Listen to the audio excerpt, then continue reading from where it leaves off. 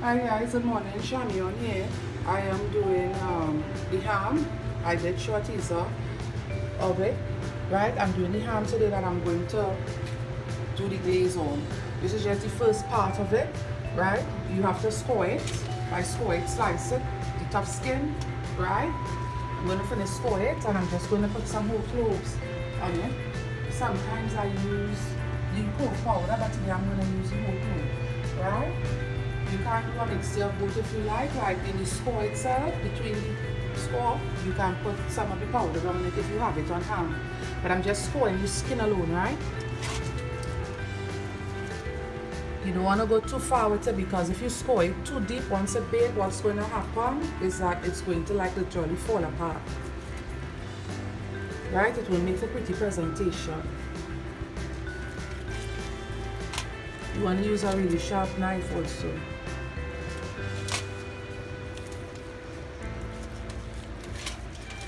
I know you all are seeing that how effortlessly the knife is going through to do the scoring for me.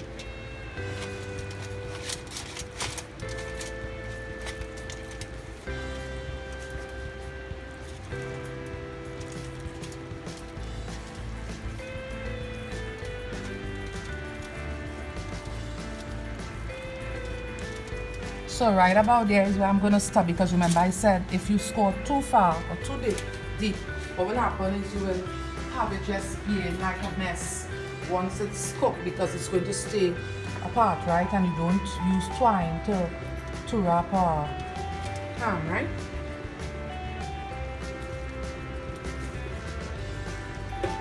You get away with that if it's an next cut on meat, but we don't do that with ham, right?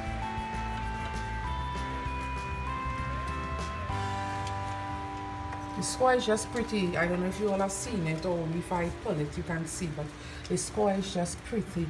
Score depends on whoever is scoring. There's a lot of patterns that people use with the knife to get their score how they want it. This is just how I wanted my ham scored.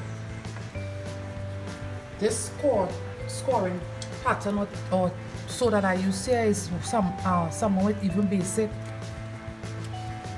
or intermediate cooking skills can use, because it's very simple. First I started by going this way with the knife, and then I came this way. So it's in squares.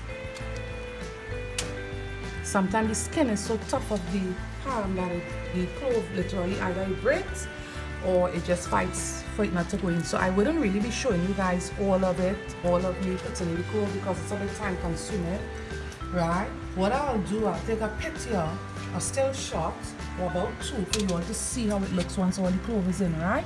That much I'll do for you all. You guys know I include you all in every aspect of my cooking and so forth, right? So that's what I'm going to do, but I will not be showing you all me just putting in the clove. It will be too much of time and just wasted watching me just doing a repeat of the same thing, which isn't necessary for the inserting of the clove on the ham, right guys? So far so good. I don't know, here is where we reach so far with the clove. And like I said, if you have the powder, feel free to put it, the clove powder, feel free to put it in the parts of the ham that you scored, right? Alright guys, so I'm going to show you all the glazing process, what I'm going to use for the glaze and all of that, because it's not a store-bought glaze. I'm going to be making my own glaze, okay? Alright guys. So guys, this is where our ham reached. It's baked to perfection. Remember I spoke about the scoring, how it literally opens up, and it did. You all are seeing, right? So for the glaze, it's a simple glaze. I believe you all already have all the ingredients for this glaze in your pantry or cupboards, right? It's a cup of sugar, quarter cup of mustard, and I will say about 2 teaspoons of ground clove, which is just clove powder, right? You mix it together until it's combined and looking like this. It's a bit runny, but yet you still see a bit of the texture of the sugar in there, right? The dark stuff is the clove, right? It looks almost like honey mustard. That's the consistency or texture you want it at, right? And you just glaze your ham.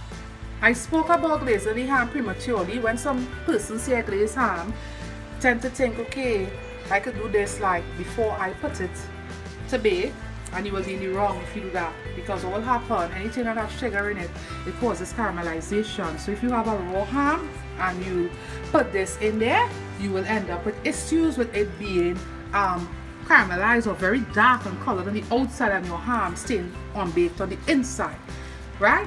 You all know I walk through every step with you, and it's for great purpose, because I want anybody that follows my cooking or method and style to always have perfect results, right?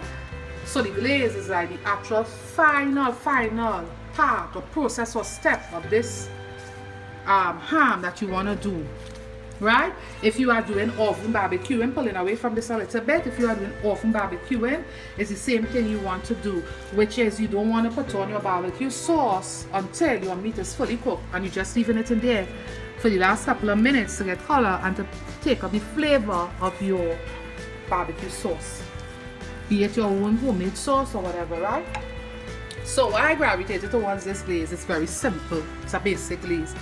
You know, with recipes, we always start somewhere, and after we can always branch off. So if you're feeling to get a bit creative with this glaze, go ahead, right? If you feel to throw some orange juice in there or something, go ahead, right? Because we always have a starter or a base for everything, and we branch out to suit our tastes and, you know, desires and so forth, right? So we just want to make sure we are covered.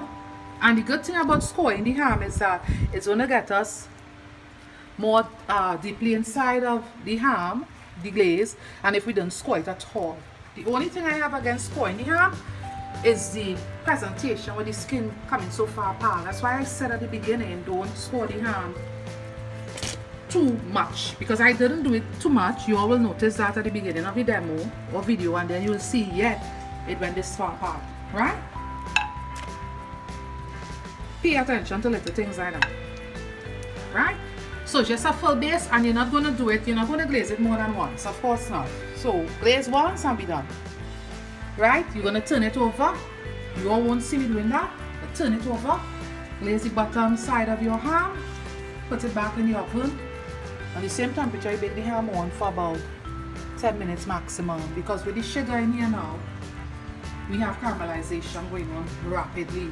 Take it from me, right? So guys, here you have it, start to finish, very easy. The hardest part of this demo is having patience for your ham, to cook thoroughly, right? You don't want to rush the cooking of this, and you have to cook it covered during all that time, right?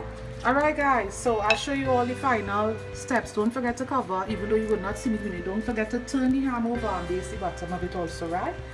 Alright guys. So guys, this is where our glazed ham reached, right? The mustard, it dried a little way, right? Remember, it's a mixture of mustard and sugar, right? Go back and you'll hear how much, right? But it's baked to perfection. I love how it looks, right? The clove is still in there. I didn't take it out to put on the glaze. And of course, we had some of the clove powder or clove in the glaze, right? It's just lovely. If you want, you can put some Marciano cherries and sliced pineapples on there. Yeah, it's gonna be pretty. But this is a video well ahead of time, because a demo, because you know, for Christmas you want to do this. In Trinidad, ham is like a Christmas thing mainly, and some persons do it for Easter. So this is what we have, guys. Here is the texture of it. It's cooked to perfection. You don't want to rush the baking of your ham. This is something you can't rush, right? You need it to cook properly. That ham went for about 6 hours because it was a huge ham. But once it cooks, it kind of somewhat shrink, because remember, the skin is fat, right? So it reduces, of course, right? So this is what we have. It's perfect, right? Taste is lovely. The glaze was really simple and nice. I believe anyone can make it, and you all let me know how it turned out once you all try, right? Guys, the pleasure was my own. You all know the business is all over social media. We are on Instagram, we are on Facebook, and we are on YouTube, of course, all under the name Food by Chamion. My first name is spelled Chamion, and there's an email address for the business, which is foodbychamion@gmail.com. All common letters. Alright guys, bye. Until I'm with you all again. Keep good. Bye.